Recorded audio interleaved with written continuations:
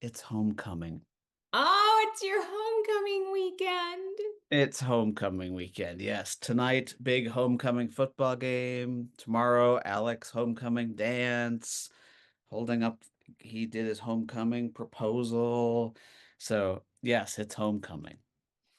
If it feels early, Jessica, Hoko, yes. Now I'll scroll through pictures. My daughter already had hers.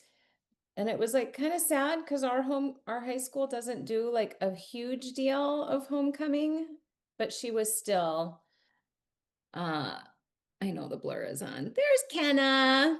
Nice. Yes. Yes. Yeah, Next it's Friday fun. I'll have some photos to share. But yeah, so it's homecoming weekend. Aw. But you And is know he what? play tonight? He is playing Okay, good. tonight. Yes. But you know what? I'm a little sad. Uh-oh, why? Any ideas?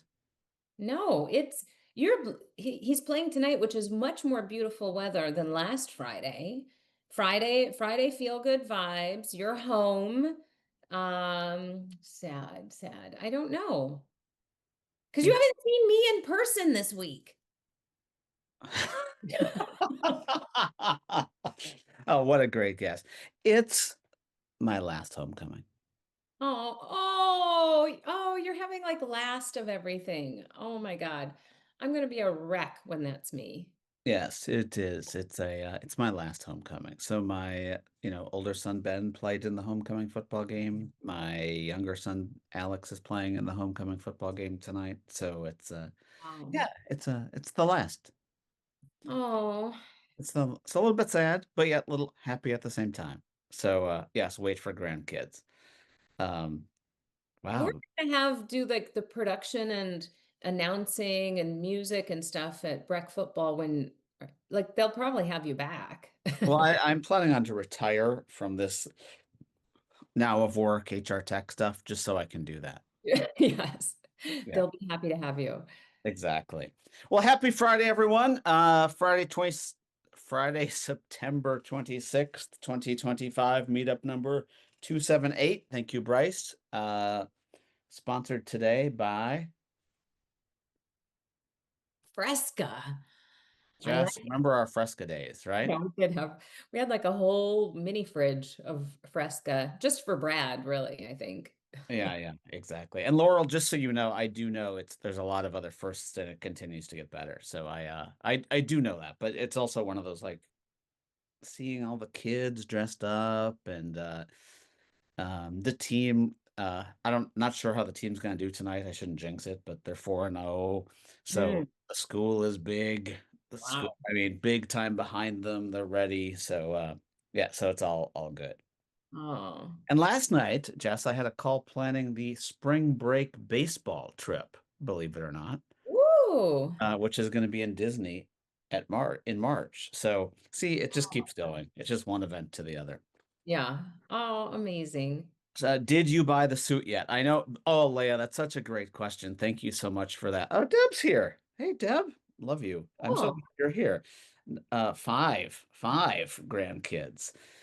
Oh my gosh. Deb's younger than me, and she's Mm. got five grandkids, which is scary. No, I love seeing her pictures on social media with those grandbabies. Oh my goodness. Yeah, exactly. But anyway, Leia, we bought the suit because Alex's date goes to a different high school who had homecoming 2 weeks ago. So it's the same suit, only quote unquote. They didn't wear the coat at that school. They are wearing the coat at this school. So he does have the suit. And some of you've heard me talk about Alex before. Alex hates spending money.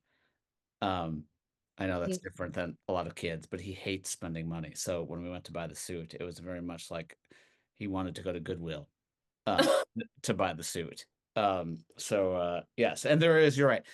I believe his date is on number 7 of dresses that she's Oh, ordered. she's not wearing the pale pink tonight, this weekend. I'm not sure. I think there's Oh, been lots of different dresses being discussed, and now oh, people are texting me stuff. Oh.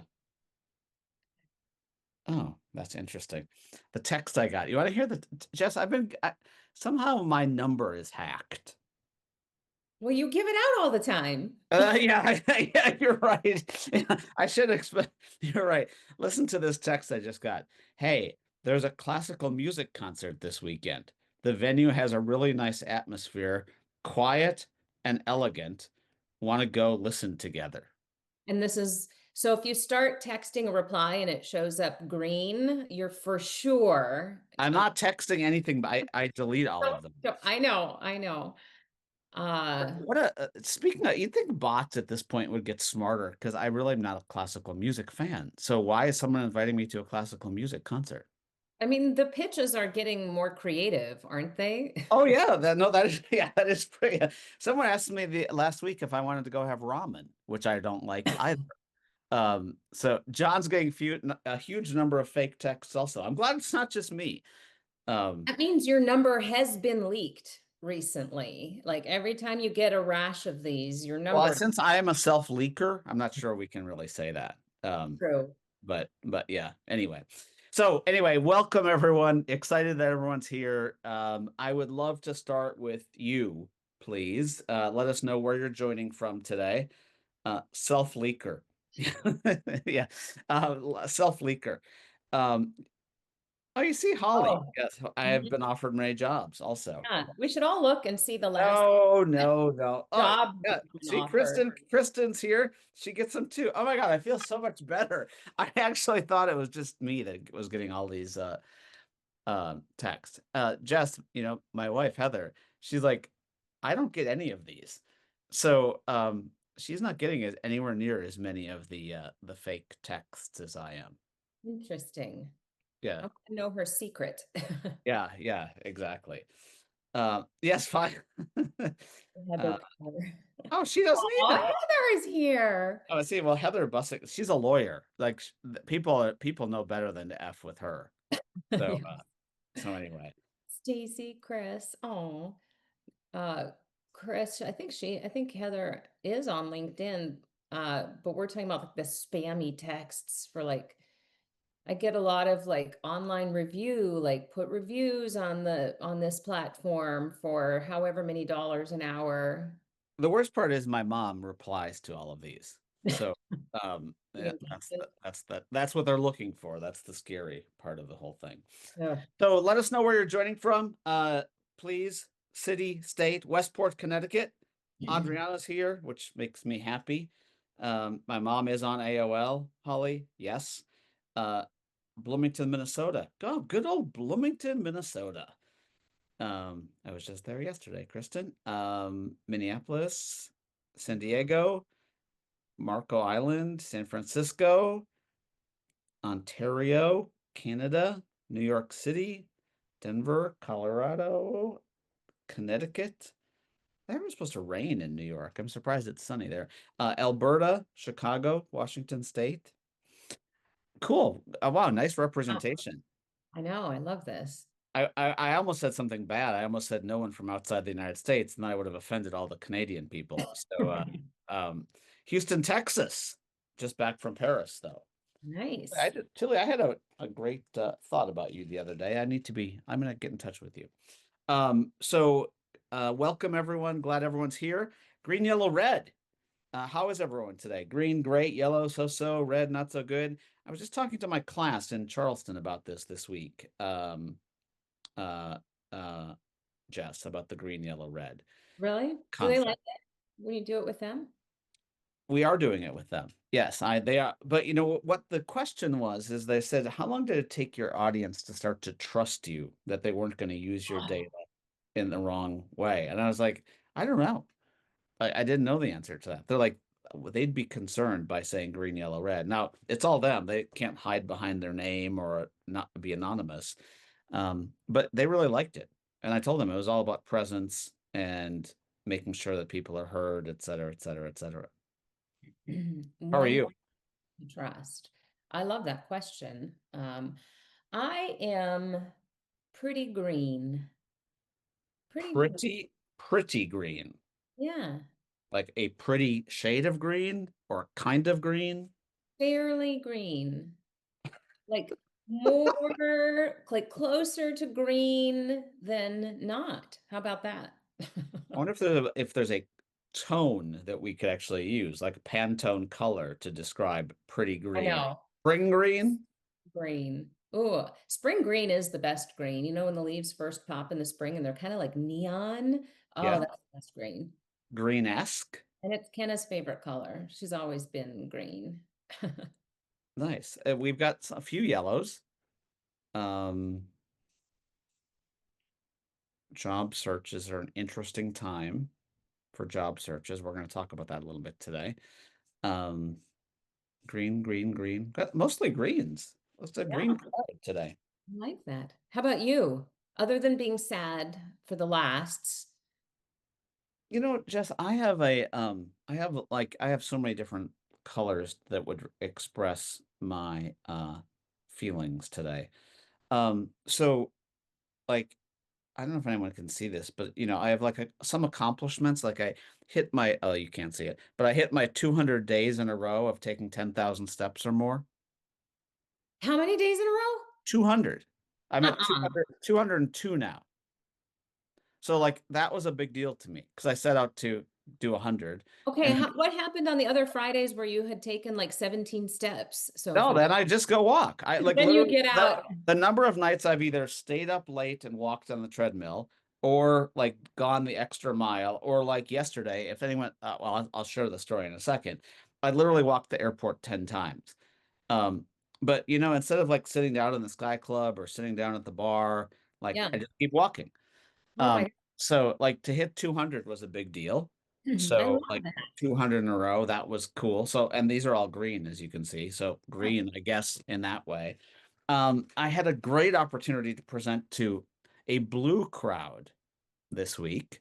Mm. Um, put your phone by your face. Oh, she's saying when you hold it up back here, they'll be able to Oh, see it. wow. That's just because she's a lawyer and doesn't trust me.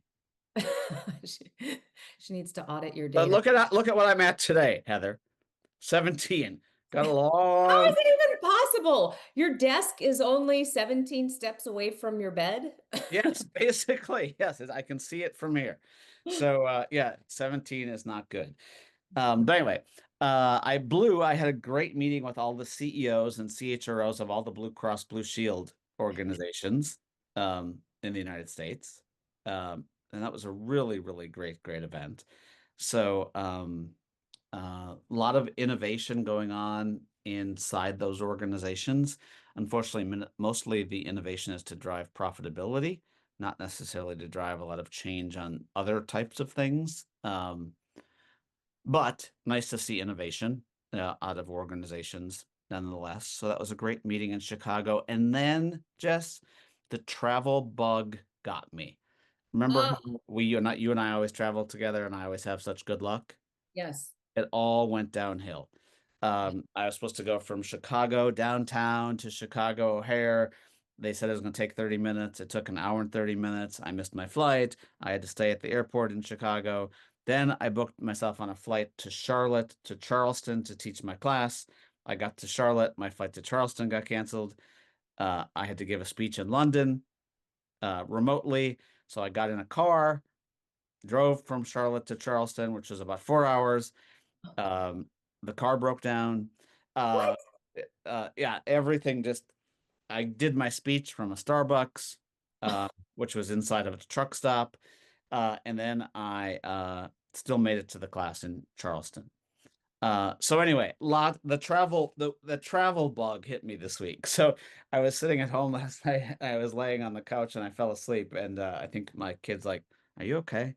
I was like, "It's just been kind of a crazy." It was at 3:30 in the morning every morning in the airport. So it was a not the great travel week as usual, but it's Wow. Friday and I am ready to go. I love it. One big thing. I have a lot. I just shared some one big things, but Jess, what's your one big thing this week? Was it the text you sent me last night? No, believe it or not. Jess sent me a text last night that said best panel I've ever been part of. Hmm. I thought that's what it was, but no. Yeah, that wasn't. Oh, That wasn't even it. So right after I was on the road as well this week, and thank God I didn't have any of those snafus because I had to get from HR Tech last week to Amsterdam at the front part of this week, a quick hop through New York for a tech conference, fintech, not even outside our industry, which was fascinating, and then back home to Minneapolis. Uh, You were in Amsterdam yeah, this week? yes. Wow. Didn't I didn't even know that. That's where the Global Talent Strategy and Intelligence Conference was, which, by the way, if anybody has heard of, seen this event, you might see postings of it. You might know industry colleagues who tried it out. It's a fairly new-ish conference, I feel like. It just hit my radar earlier this year. They recruited me to speak. I got our Mercer Europe team involved. 10 out of 10. Like trying a new event, especially one that's a little bit niche, like talent intelligence folks, it's always a little bit of a gamble, right? The quality of speakers, the quality of like big brain thought leadership, not the typical fare, but like truly like stuff we don't talk about enough, looking further ahead. Like my speech was around everyday weather, which is what we all execute against, versus bigger climate changes when it comes to talent shifts. Um, are you telling me to hurry up to my one big thing? Anyway, it was No, I was telling everyone else to type their one big thing. I know, I'm teasing. Yes, please, please. The whole event felt like that because you're talking to talent intelligence people, so they talk about forecasting and data for what, so the whole event was like that. Literally 10 out of 10. Ask me more about it. I absolutely endorse it and like really beautifully executed. It was at the Film Museum in Amsterdam. So gorgeous. The FinTech event that I hit in New York on my way back to Minneapolis was absolutely the best panel I've ever been a part of. It was their Women in Leadership, Women in Technology Leadership Council, which they asked me to join and be a part of. The event was hosted by NVIDIA and Dell and like big tech. And yes, they had, Janice, this is the conversation that you and I need to have. Women in tech, women in leadership, all this women in stuff. When you're a woman who actually works in that industry, in that space, you sort of get tired of being invited to women in because it feels like it's side room conversation. Why isn't this main stage conversation? This was women in, but it was very much main stage conversation. And the women who I joined were absolutely brilliant. And they're all doing the work. It's not just talking about doing the work, which we get a fair bit of that too. They're all doing the work, driving huge strategies, executing big stuff, shared like real stuff. Like it was so brilliant. We could have gone on and on and on. But my one big thing happened after that as I was running through JFK, literally running in heels to make my flight because it was all scheduled pretty tight this week. I got a phone call from Ainsley. I know I've been a little bit vague about our journey recently because it feels pretty private. It's been pretty intense. I've been on a slow burnout trying to manage what Ainsley is going through right now. If you follow me, you know a little bit about Ainsley's story. She struggles. She's got some mental health stuff, and we all do. But for a 16-year-old, it's been intense, and it's been up and down. At times, it's been more urgent than at other times. That's when you see me dragging her onto planes with me and taking her on business trips when I had no other option. And a few weeks ago, maybe about a month ago, we crossed into some dangerous ground where I was out over my skis and I had to finally ask for help. Since then, so Ainsley didn't start school. She started a partial hospitalization program. She gets therapy and treatment all day, including school. And then she comes home at night. She reprocesses all of it with me. And so this week was a pretty intense travel week. And it was also a bit of an experiment to step away from her while she's doing this. I am her sidecar in everything. and it felt risky this week, but it's also the safest she's ever been. She's got more resources and support than she's had in a long, long time. And the phone call I got from her, oh, this is hard. Hard, but like easy because it's like such a big thing. This is like the thing. This is the only thing that matters. Ainsley calls me while I'm running through the airport. Mom, are you home yet? I said, no, I'm running to my plane. And she said, I just had the best day ever. I haven't heard those words come out of her mouth in 3 years. And I said, what happened? And she said, in group, we played the compliment game, which is hilarious to me because when my kids fight too much, I make them play the compliment game with each other to say something nice, stop yelling at each other. She said, in group, we played the compliment game. And guess what they said about me? And I said, what? They said, I'm so kind. And I said, that's true. She said, they told me I laugh at everything, even when it's not supposed to be funny, but it's kind of funny. And I laugh, and then everybody laughs, and then we can kind of like find it funny together. And I said, that's true. You're really good at that. And she said, and they told me I make them feel okay. And I just like, I couldn't even like, I had to play like super chill mom at that point. And I said, yeah, you're really good at that too. And she said, it felt so good to be seen like that by people my own age.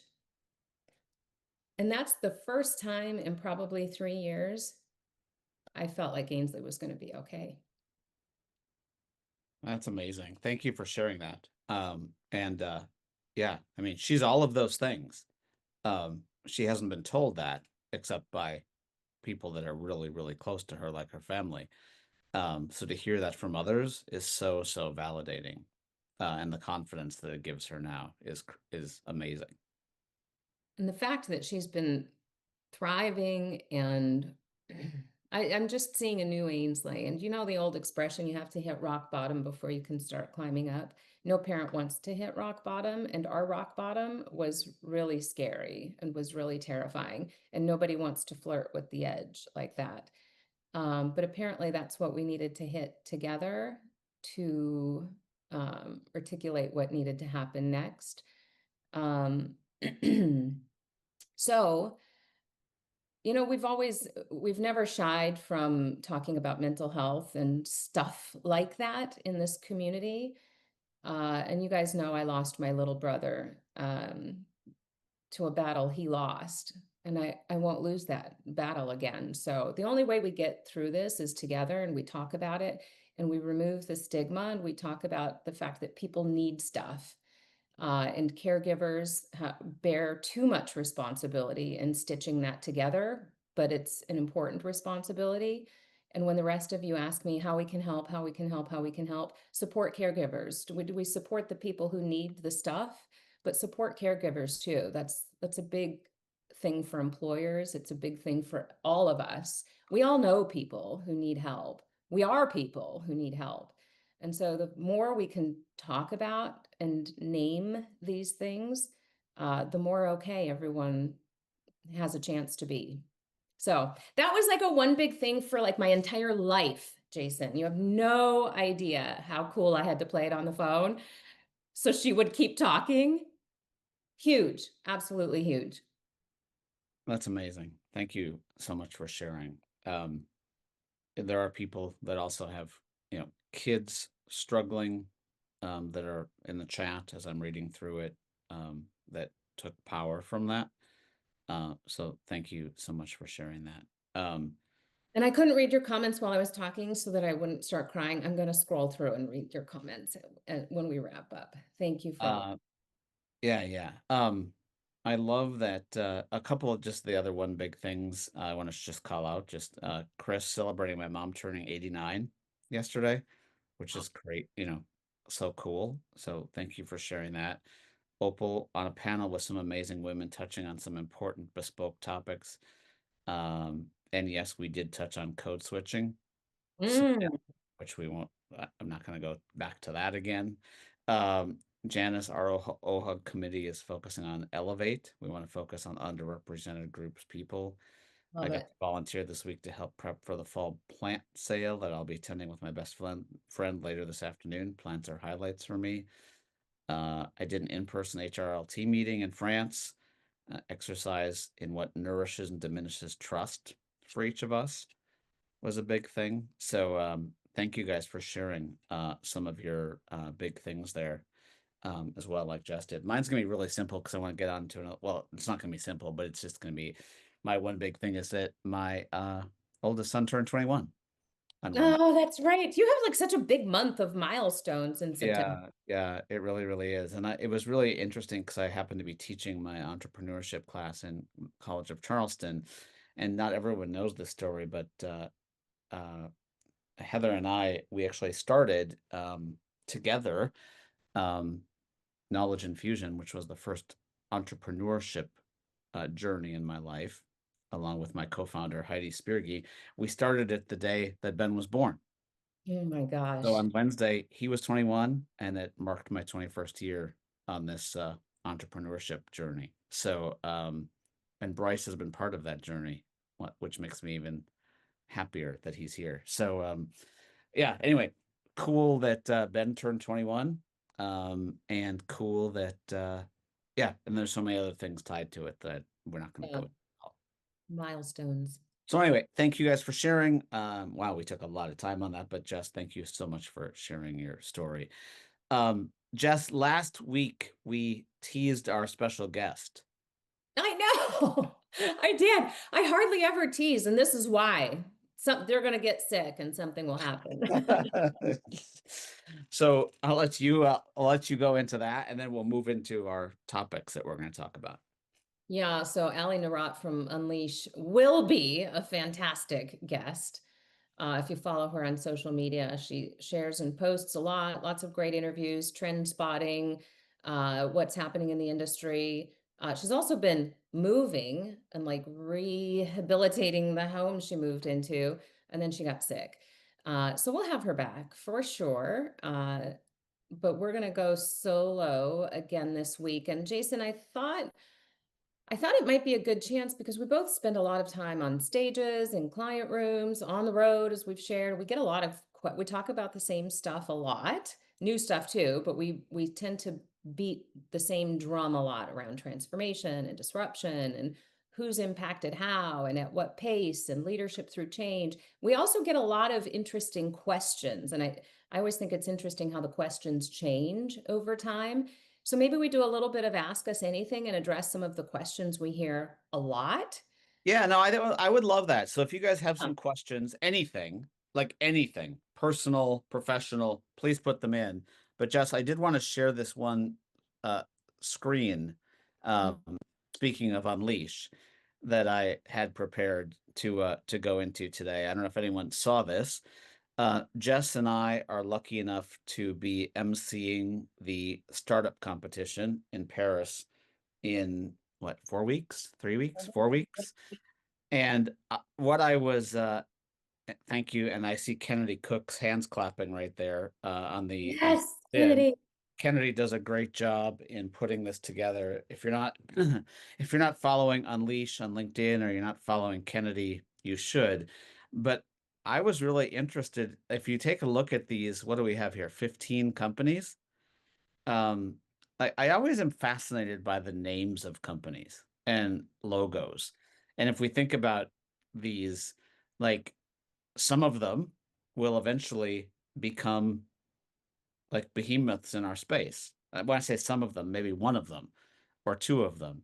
Um, but as you can see, there's everything from Alfred, which just the logo makes me curious as to what that company does, to Brainmark, which is predictive mental health technology, Mm, where they've got AI highlighted in their logo.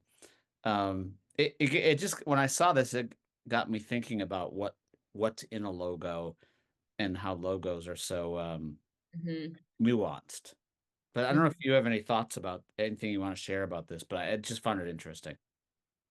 Well, I shared on here a while back the number one use case for AI last year. Do you remember? I even surprised you with this, Jason. The number one use case for Gen AI last year was sort of the personal productivity, creativity hacks. It was literally like drafting emails and coming up with ideas and stuff. The number one use case for AI this year, and it looks like we're going to see that play out in startups, is therapy as a coach, therapy coach, mental health. Yeah, I'm really fascinated by that. And I think that if anyone had a chance to read my Substack I did earlier this week on education, I think that it's really, really interesting as well. And I think what we're starting to see is and I'm going to write about this soon, the concepts of education, change, therapy, coaching, all coming together. Mm. I think that today they're very, very siloed. And I think what AI is allowing people to do is to have that guide. And that guide could be helping with mental health, but at the same time, they could be teaching, at the same time, they could be supporting, at the same time, they could be encouraging. And I think that yes, for everyone that's on, they could also be giving bad advice. I'm not being all Pollyanna about AI here because I realize we all and they need guidelines and frameworks and guardrails, et cetera, et cetera. I realize we have a long way to go when it comes to that. But I think that we're starting to see a blend of teaching and education combined with change, combined with communications, combined with therapy, combined with encouragement. I'm excited by that because I think it's going to be a big, big space going forward. Yeah. I noticed this in I guess, HR Tech calls it Do pitch. you see that question that just came in? It's just for you and I, so we're the only ones who see it. It's Oh, up to that's you good. if you want to share it and tackle it. No, no, we should. I love that question. It's we have to. But go ahead, continue what you're going to say, and then we'll do that. So the startup competition, the version of that at HR Tech is their Pitch Fest, and I did catch as much of it as I could. And a lot of it was AI for talent acquisition, and a lot of AI for talent acquisition has to do with screening and sorting faster, assessing differently or better, maybe more intelligently, maybe. So those are the use cases we're still seeing in AI for talent. I like to imagine, I mean, if we're really thinking about AI for good to make us all better as humans, imagine all of those use cases AI for screening and sorting and assessing and sort of sussing something interesting out of what you see in a bunch of human behaviors. Just apply that to health, mental health, if you want. If AI is so good at recognizing signals, making suggestion, like just apply all of that to health outcomes instead of hiring outcomes, and things get even more exciting. Not that hiring outcomes aren't good and important, but we can do all of the same thing, assessing and evaluating, recognizing patterns in data, providing some more real-time insights and recommendations. Hey, I'm sensing this, I'm seeing this, here are some things you might do next. Imagine doing that really well and applying it to health outcomes, not just all this hiring stuff we get all excited about. That's what excites me, but it also, to your point, Jason, requires intense scrutiny and governance and guardrails. I've been using the ATM analogy more often lately. If I went to an ATM to check my balance and it was wrong, probably not going to trust ATMs for a while.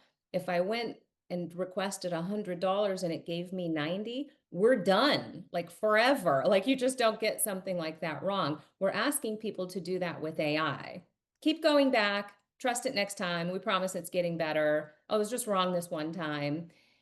We can't get it wrong where some things are concerned, which is why it needs all this rigor and testing and design and governance. It can get close to perfect or much better than it is, but it requires us. It's not going to happen on its own. Yeah, no, no, I think that's great. I thank you for adding that. There's been some cool questions that have come in, Let's do it. and let's take some time. The first question, and Jess, you can defer this if you want, or not. Um, is there anything you and Josh Bersin strongly disagree with? What and why? It'd be funny just to see people's reactions to the question. Um, Definitely not a question I was expecting, but an interesting question nonetheless. So thank you for asking it. And by the way, you guys, if you don't want to ask your question where everyone can see it, like this person did, they put it into just host and panelists, which is why you can't see the question. But Jess, do you want to answer that? I'm happy to, but I don't know if you have any, if you've had any time to think about it. I don't, it's not something I think about a lot. So while you were talking, I was actually thinking. I don't fundamentally, okay, so, hmm. I try to answer questions as if that person were in the room. Oh, for sure. Yes. Nothing I would say that I wouldn't I say love in. that philosophy. Yes. The only problem with Josh is that we get a lot of Josh. And I would say this to Josh. I love Josh. He's so smart. When I was younger in my career and I first started hearing him and seeing him speak for the first time, I could not take notes fast enough. Such a learning and it's just I mean, like the well runs deep. Like there's a lot that he knows about the industry and the space. Uh, and I know we think we're this massive industry in space. We're not. We're small. We're little peanuts. I do wish we had more voices um, providing contribution. And like the fintech event I went to this week, mind blowing, like literally mind blowing. We don't know everything in our space. And if we keep drawing from the same spigot, we're not going to learn and stretch and grow much. And I'm not even like saying, well, then you should listen to me more or Jason more. No, I'm saying like more diverse voices outside our space. That's my only, the only thing I would offer to that. But Jason, what do you think?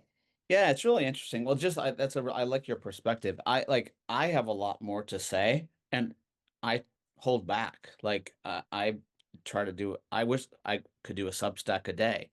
Uh, Yeah. and but I literally hold back because I don't want to be overpowering, um, from a voice standpoint and things like that. My thing with Josh, and I when I first read the question, I didn't see the word strongly. Strongly disagree with. I don't necessarily have a strongly disagree with Josh, but the thing that I the only thing would say about Josh is that I don't believe vendors are going to change our space. Mm. And Or tech vendors or vendors. any vendor. Yeah. I believe we have to change our space. We as a community, we as practitioners, we as people who guide the future. And when I say change our space, I'm talking about changing education, Mm. changing parenting, changing government, and changing HR tech, if I want to get that narrow for a second. I think Josh gives a lot of attention to vendors and then the impact that vendors are going to have instead of us actually thinking about how do we need to change and then think about maybe there might not be one vendor that does it today. Hmm. But I think we need to we need to set our path and our future. I don't think tech vendors do that.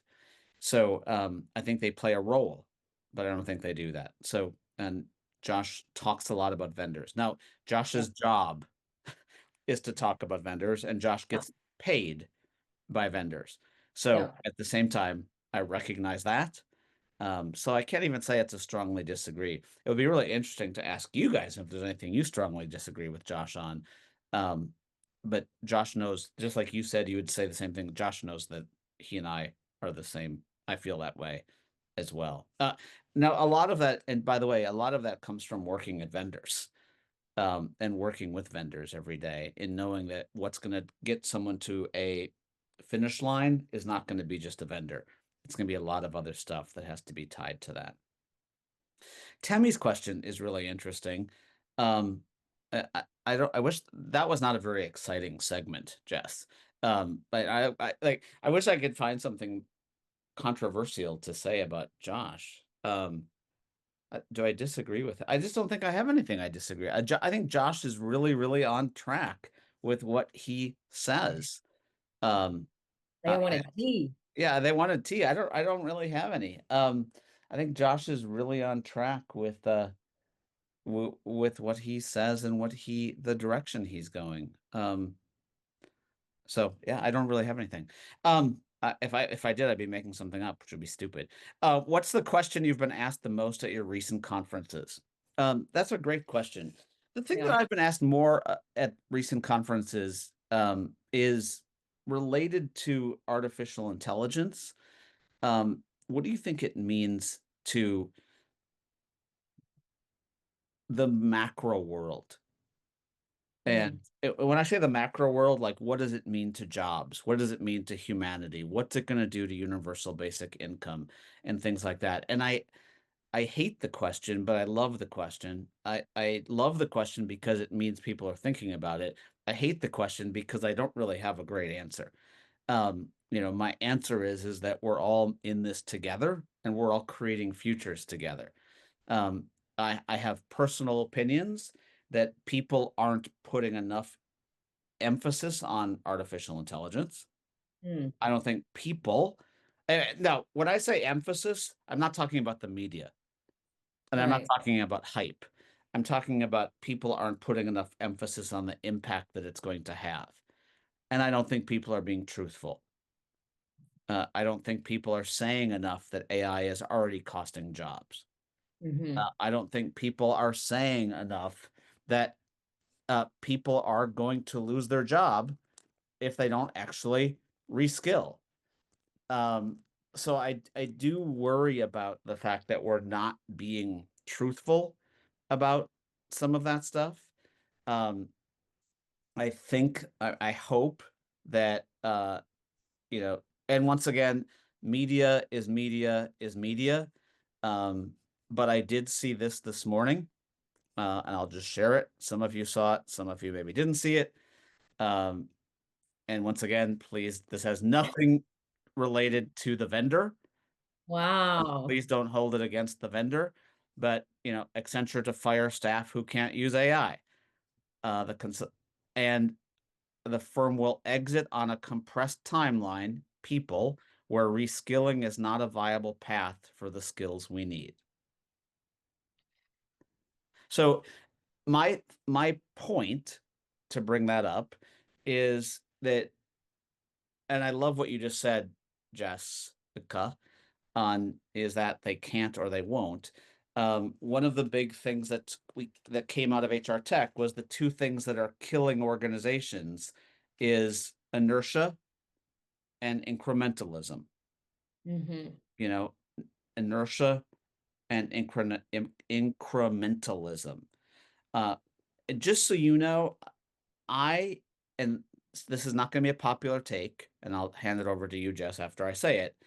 I give Accenture a ton of credit for saying that Yeah. because I would rather a company be truthful and honest than to drag people along and say, hey, nothing's going to happen, et cetera, et cetera. Accenture won't stay in business if their talent doesn't change. That's just a fact. And no company will stay in business if their talent doesn't change. So I'd rather them say it and give people a wake up call than actually drag them along and say, well, maybe something we should be thinking about, et cetera, et cetera, et cetera. That's how strongly I feel about that. Yeah. So this panel that I said was the best panel, there is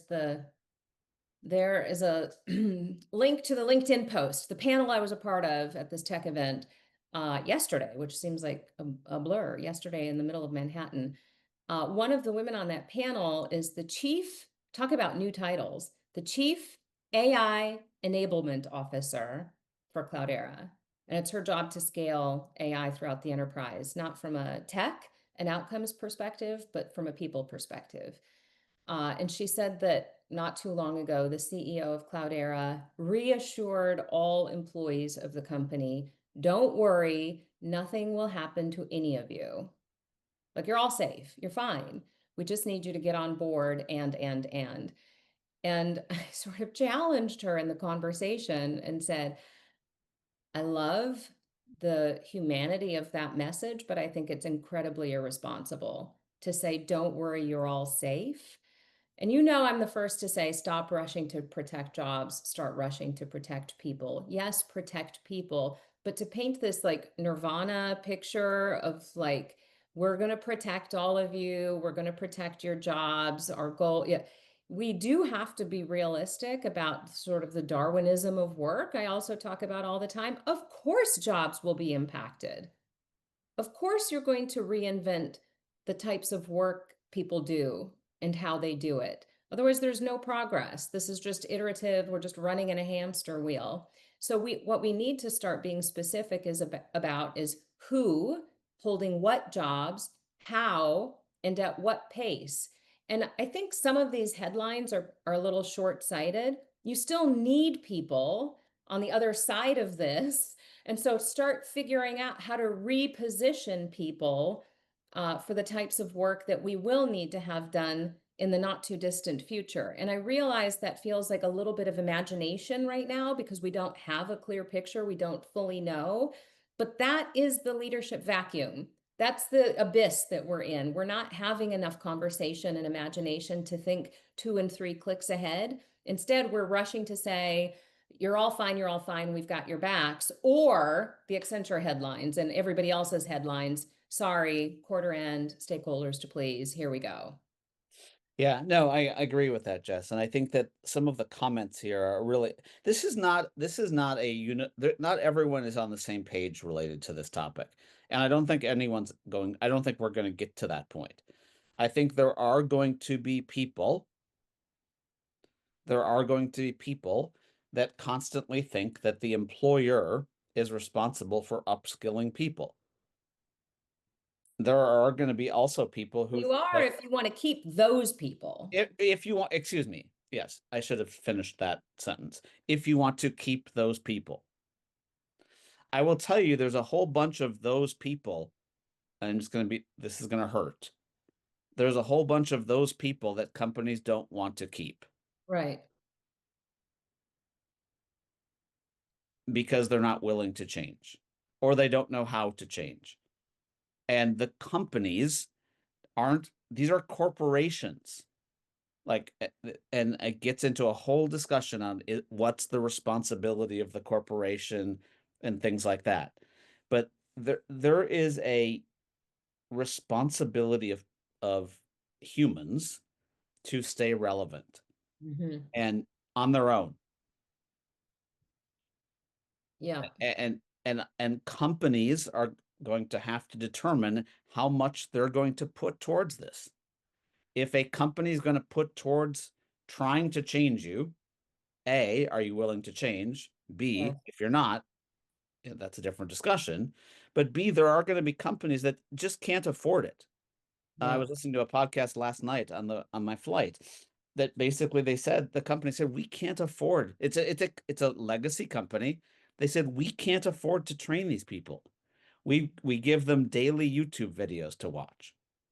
We give them resources, but we can't offer training on how to change the minds of people that have worked here for 20 to 30 years because we can't afford it. Now, does that mean they're leaving their people behind? I don't know. I don't know what the right answer to that is. But I just really, really think that if anyone is waiting for their company to upskill and reskill them, it's a it's not going to turn out well for the human. And I think maybe we're putting a little too much emphasis on the training. We talk about AI adoption.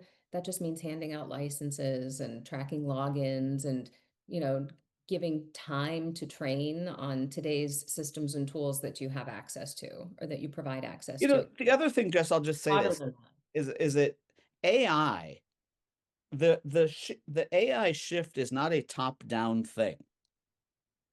The success of AI and the people that are successful is a bottoms-up thing. Yeah.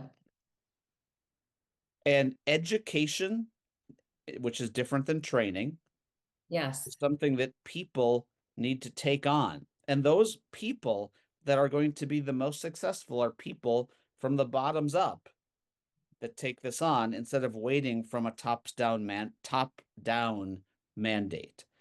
So I Yeah. think that's the other big variable here when it comes to this. And I think it's just really, really interesting. Laurel said, I love Opal. I love how Opal uses terms that that are so fascinating to me. Laurel said, and then there are legacy companies who have yet to create any form of digital strategy or AI inquiries to secure their own future as a business Yeah. entity, so they exit the ones who keep pushing for it. Completely Yeah. agree, Laurel, and those companies are going to go out of business.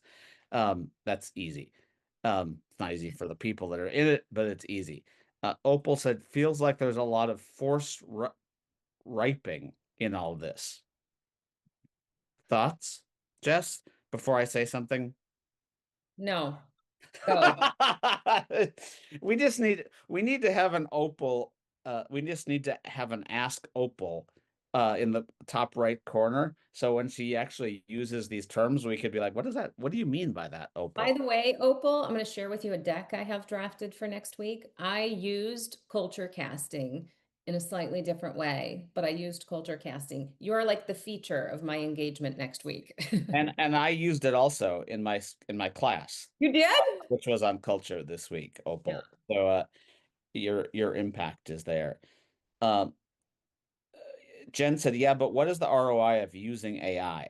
I have I have show how AI has helped me do my job more efficiently, not that it did my job."